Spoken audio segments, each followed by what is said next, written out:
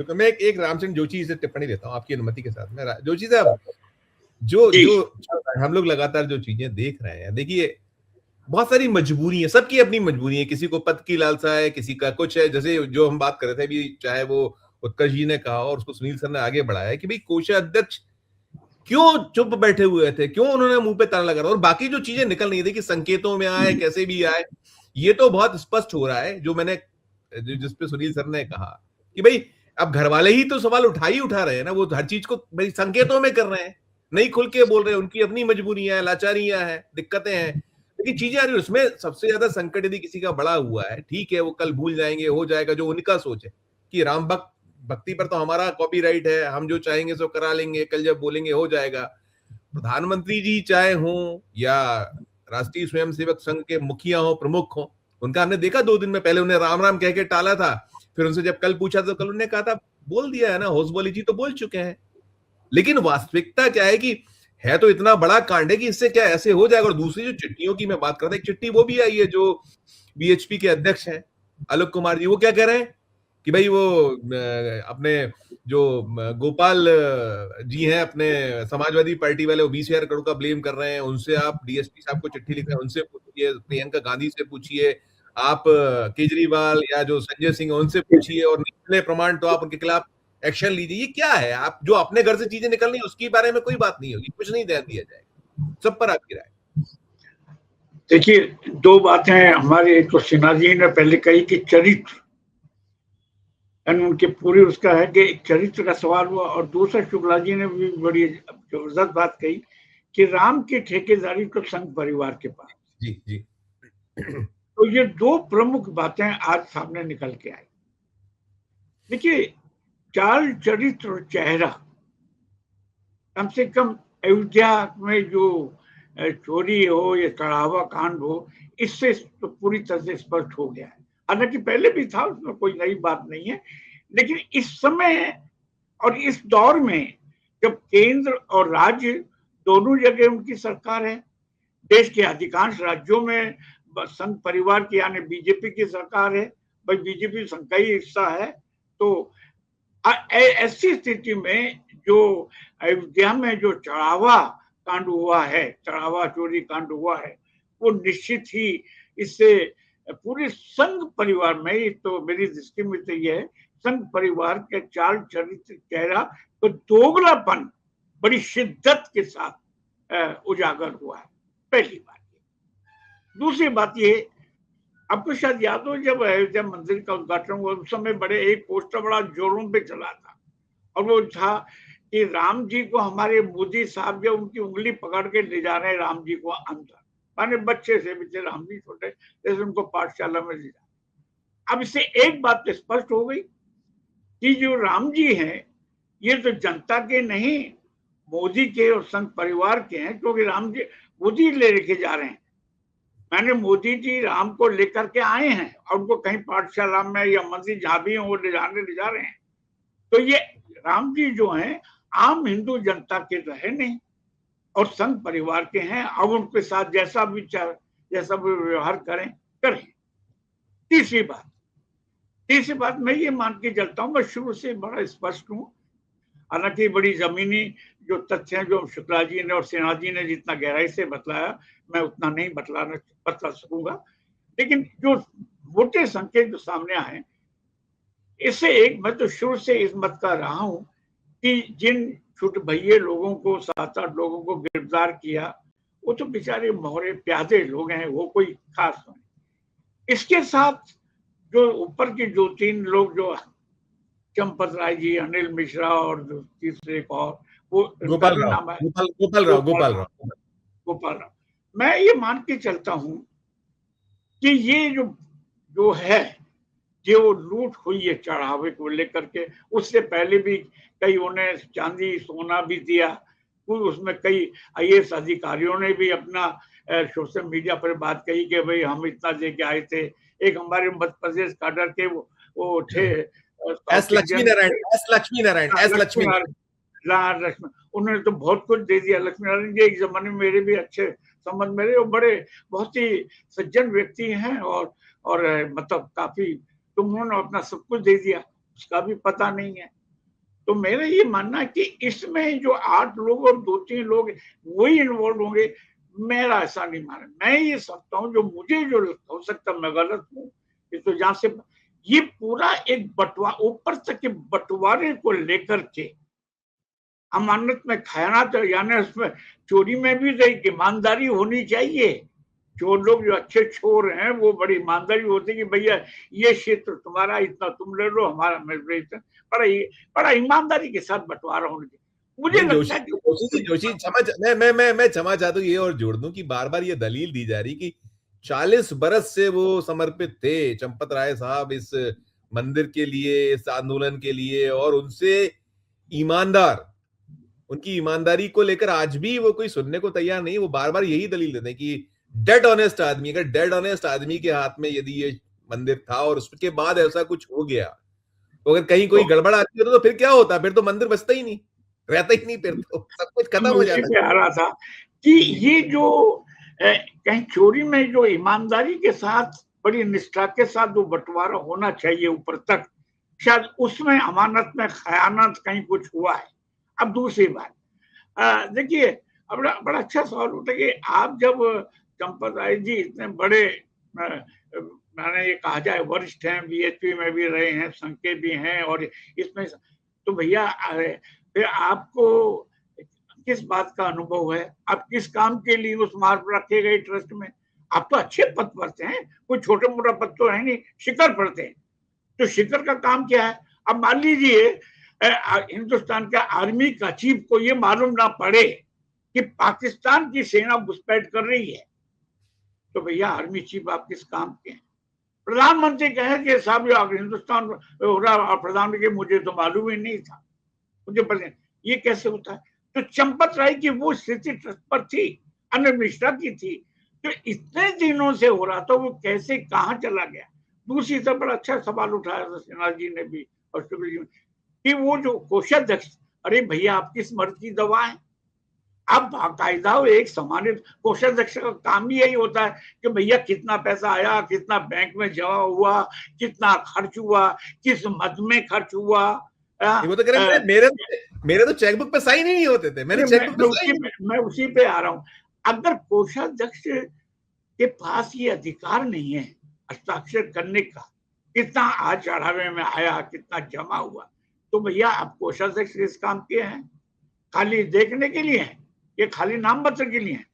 और अगर ऐसा है, मान लीजिए आपका वो अधिकार नहीं दिया कि भाई आप साइन नहीं करेंगे, वो नहीं, तो आपको नैतिकता के आधार पर तत्काल इस्तीफा दे देना चाहिए था, क्योंकि आपकी जो निष्ठा किसके प्रति है? पहला सवाल तो ये, आपकी निष्ठा मिस्टर योगी के प्रति है, आपकी निष्ठा मिस्टर मोदी के प्रति है, या आपकी निष्ठा अमित शाह के प्रति है, या आपकी निष्ठा भगवान राम के प्रति?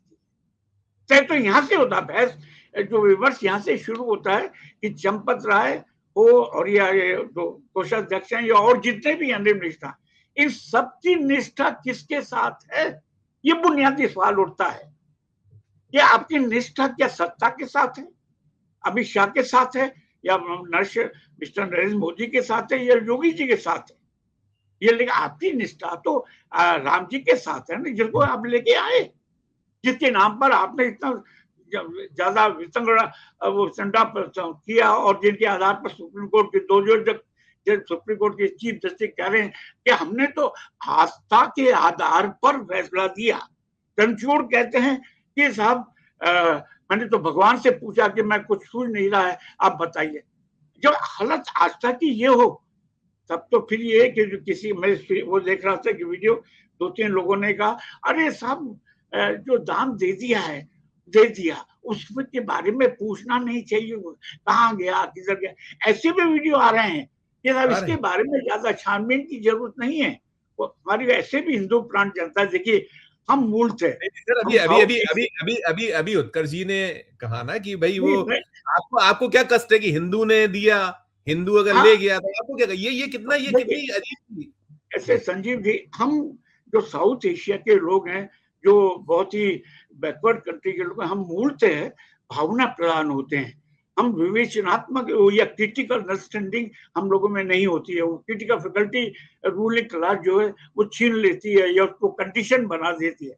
तो ऐसे में हम भावना प्रधान है कि भाई अरे राम जी कैसा, अरे ठीक है बेचारों ने थोड़ा बहुत खा लिया होगा, क्या फर्क पड़ता है, लेकिन सब कुछ राम जी के लिए ही तो गया। ये मैंने काफी लोगों से ये सुना है कि इस पर जान, अब जैसे हमारे हाउस बोले कहते हैं कि भाई इसमें तो हिंदू ये संकट, हिंदू धर्म संकट में है और वो है फलाने, तो मैं हमारे उनसे बोले ही नाम है ना उनका, जी हाँ, जी है हाँ, ना, जी हाँ। हाँ, तो मैं उनसे दत्तात्रेय पूछना चाहूंगा, दत्तात्रेय दत्तात्रेय वॉज बोले। दत्तात्रेय जी से मैं ये पूछना चाहूंगा कि आप कुछ ही दिनों के अंदर सर क्या अच्छी सुप्रीमो बनने जा रहे हैं संघ के, मैं आपसे पूछना चाहूंगा कि ये चढ़ावे में हिंदू की पूरी हिंदू जनता कहाँ इन्वॉल्व थी, इससे हिंदू धर्म कहाँ संकट में है? क्या अगर मान लीजिए वो जो नोट की गिनती ये तो नृपेंद्र मिश्र जी ने तो डाका कहा है, नृपेंद्र मिश्र ने डाका कहा है, तो बदनाम मैं कर रहा उनसे है, सवाल बदनाम कर ये रहा हूँ, सवाल। मैं संघ परिवार कि अगर मान लीजिए जो नोटों की गिनती है उसमें कोई मुसलमान होता, कोई जी ईसाई जी, होता, कोई बिल्कुल। सिख होता, तब तो आप कहते थे कि यार इन्होंने हिंदू धर्म को बदनाम करने के लिए किया है, वैसे सब ठीक ठाक है। तो भैया नहीं, आप ही के लोग थे। जोशी जी, इसके अलावा ये भी चल रहा है कि यही जी कोई दूसरा ट्रस्ट होता जो इतर होता, जिसमें संघ इन्वॉल्व नहीं होता, हिंदू ही ट्रस्ट होता, संघ इन्वॉल्व नहीं होता, बीजेपी नहीं होती, वीएचपी नहीं होती, या इस तरह के जो उनके बाकी नहीं होते, तो फिर क्या देश कहां किस उसमें खड़ा होता, कितना बड़ा बवाल मच रहा होता, इन्हीं लोगों के द्वारा मचा रहे होते। ये बड़ा अच्छा सवाल है, लेकिन बड़ा हाइपोथेटिकल है। ये क्यों कि राम की प्रॉपर्टी तो इनकी है ना, होता कैसे दूर सकता?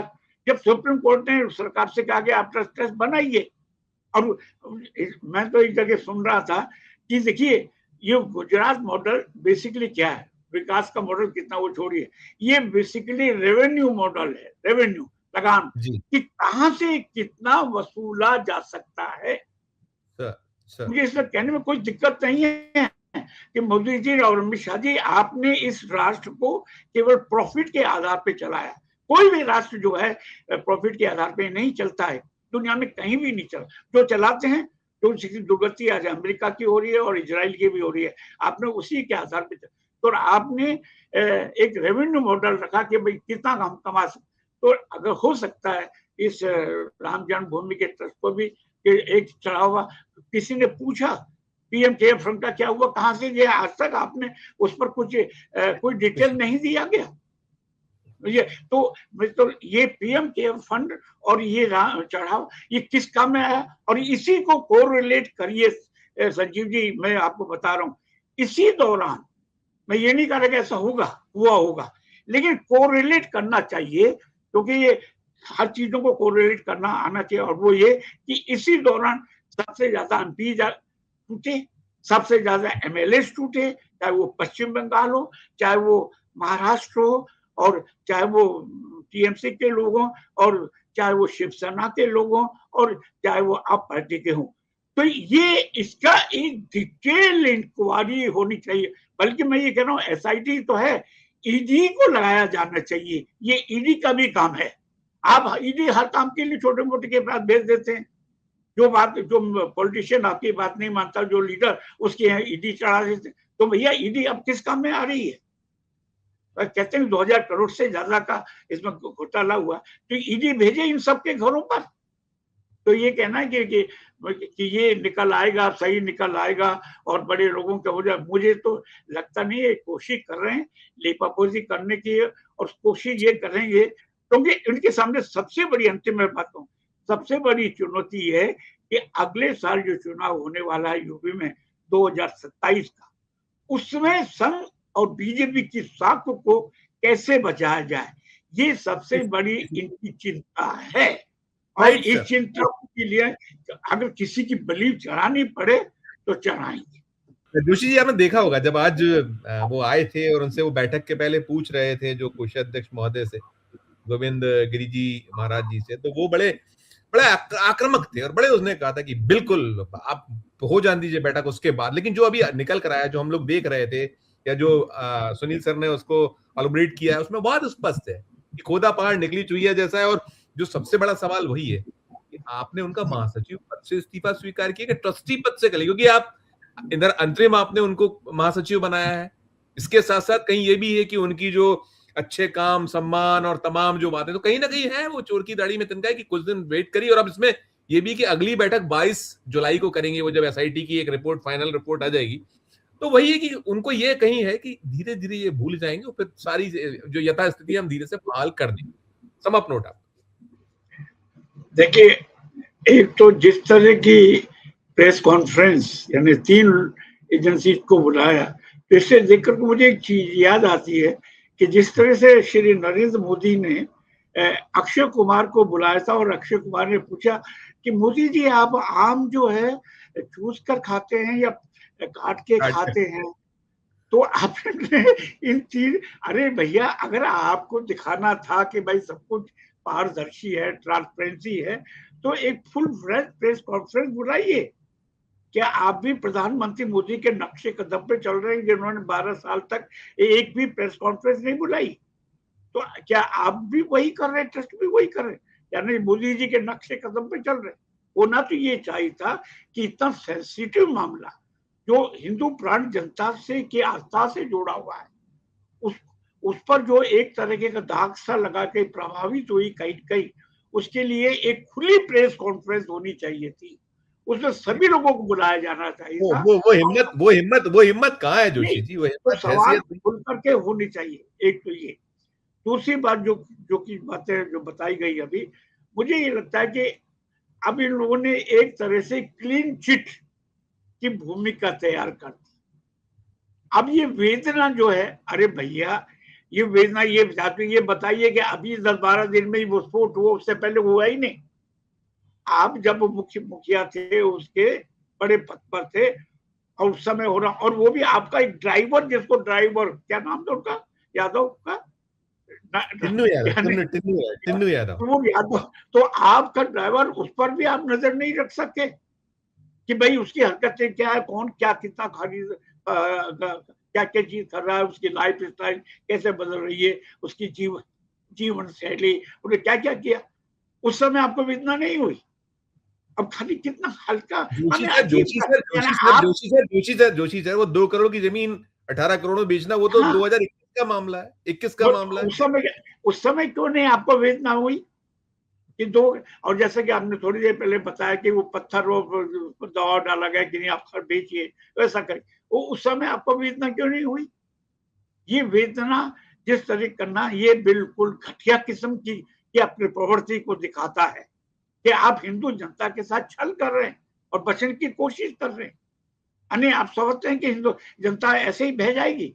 मैं समझता हूँ कि जैसा कि मैंने कहा कि ये क्लीन चिट का एक आधार तैयार कर लिया। आप चाहे मीटिंग, दूसरी मीटिंग 20 जुलाई के बाद हो, कभी भी हो, कुछ होने जाने वाला नहीं है। 27 का चुनाव को कैसे बचाया जा सके, कैसे योगी जी को, लेकिन अब सबसे बड़ी जिम्मेदारी जानते हैं क्या है संजीव जी, जो मुझे लगता है योगी जी पर आएगी, क्योंकि योगी जी मुख्यमंत्री हैं। योगी जी ने जिन जो वो क्या है, वो हमसारी वक्त बड़े बड़े अपराधियों को ऊपर पहुंचा दिया, हाँ, तो भैया आप भी कम से कम ट्रस्ट में इसमें हो रहा था, तो भी ध्यान नहीं, सवाल योगी जी से भी पूछा जाएगा कि आप कहाँ थे महाराज?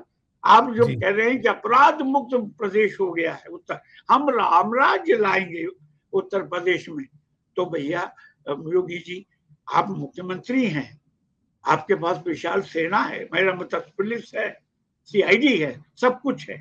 तो अब सबसे बड़ी जिम्मेदारी, क्योंकि उनको अपनी कुर्सी की जरूरत है, अगर उनको चुनाव नहीं जीतते तो कहीं कहीं नहीं रहेंगे, तो अब उनके ऊपर होगा कि वो ट्रस्ट को कैसे चलने देंगे और कैसे नहीं चलने देंगे, क्योंकि अब वो ये हैसियत नहीं है। वो ऐसा, ठीक है, जानता हूँ कि ट्रस्ट और दोनों में काफी वो है, और जो पीएमओ और उनमें भी काफी वो है, लेकिन अब उनको अगर अपना राजनीतिक अस्तित्व को बचाना है, तो अब उनको कहीं कहीं अपने को एसर्ट करना पड़ेगा, क्योंकि 2027 पास ही है, दूर नहीं है, 1 साल है, मुश्किल से 8 महीने हैं, तो मैं समझता हूँ। लेकिन ये क्लीन चिट की भूमिका आज तैयार हो गई है, कोई खास होने वाला नहीं है, आप जी, सब जी, कुछ जी। जो भी है किस तरह से अपनी छवि बचाएंगे, संघ वगैरह, ये सब मेरा मतलब देखिए अब इन पर छवि पर दाग तो लग गया है। मैं ये बिल्कुल, मानती हूँ कलंकित राइट तो है, ये राइट। हो। बिल्कुल, बिल्कुल नहीं वो 27 की चिंता है, बिल्कुल फैक्ट है कि 27 की चुनाव की चिंता है और अब ये है कि योगी वर्सेस मोदी वाली जो कहीं कहानी है बार-बार चलती, बिल्कुल, वो ज़्यादा एक दिखाई आगे देना चाहिए जिस तरीके का जोर क्योंकि उन्होंने पकड़ेगी। जो उन्होंने यहाँ पर जिस तरीके से अपने आप को बचाने की कोशिश की योगी ने, तो वो देख रहा है दिल्ली और दिल्ली खामोश बैठता नहीं। मोदी और शाह की जोड़ी वो खामोश बैठती नहीं। दिलचस्प है लेकिन कुल मिला के आपने जो कहा, सार वही है कि क्लीन चिट पहले भी था, पहले भी बचाया जा रहा था। हम लोग देख इतने खुलने के बाद बार-बार कहा जाता है कि उनसे कट्टर ईमानदार कोई नहीं। तो आज तो और पुख्ता मोहर लग गई इतनी बातों के बाद कि भई वो उनकी क्योंकि सम्मान कर दिया आपने, सम्मान नहीं किया आप फ्री और अभी वो भी स्पष्ट नहीं हुआ है जो कहा सुनील सर ने कि महासचिव पद से या ट्रस्ट पद से हटाया गया वो भी क्लियर नहीं शुक्रिया अदा करूंगा सर आप सबका